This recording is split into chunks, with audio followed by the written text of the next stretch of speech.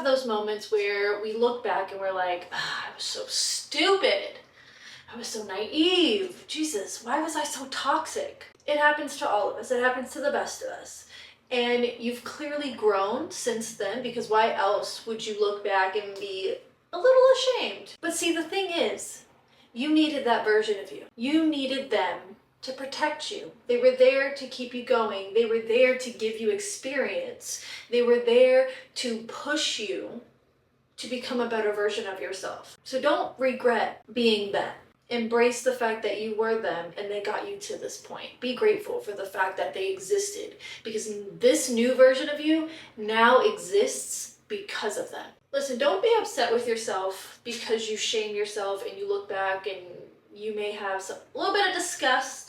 You may, feel very judgmental towards yourself, very embarrassed. When I tell you we all deal with it, we all deal with it. I have never met one person who has never experienced looking back and having some type of feeling towards it. As somebody who also found ways to survive and had to survive in order to keep going, and finally feels like I'm out of survival mode, you were protecting yourself. And I know there's going to be moments where you're like, but was I really? That doesn't really look like protection. Doesn't really feel like protection. Doesn't really seem like protection. But yes, really, survival mode sometimes means going numb.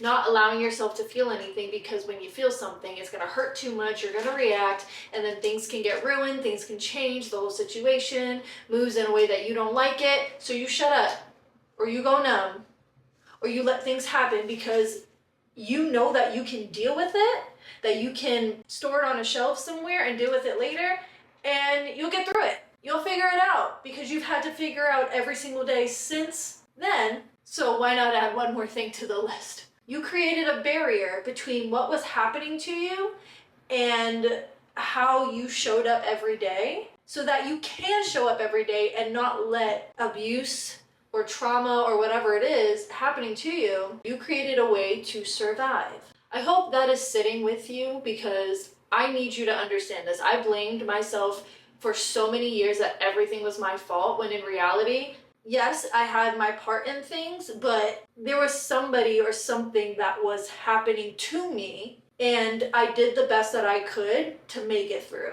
to deal with a really hard situation that nobody should ever have to deal with. So you need to give yourself that grace as well, and you need to understand what you were operating from. You did what you could with what you had and with what you were aware of. So because you're in this phase of thriving and growing, and you want to challenge yourself into becoming a better version of yourself, you want to keep going, you want to keep leveling up. It is time to let that version of you go. You no longer need that protection, because you've already made it through, and you've done the work to heal, and now you know better for future. You can remember her, you can love her, you can hug her, you can cherish her, but she is not needed as your security guard anymore. She's not needed as your wall anymore.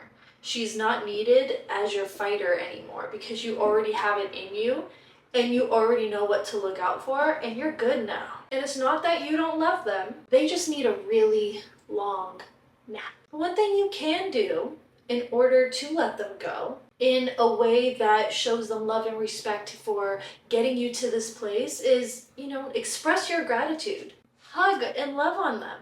Understand and recognize that that version of you got you here today and got this version of you.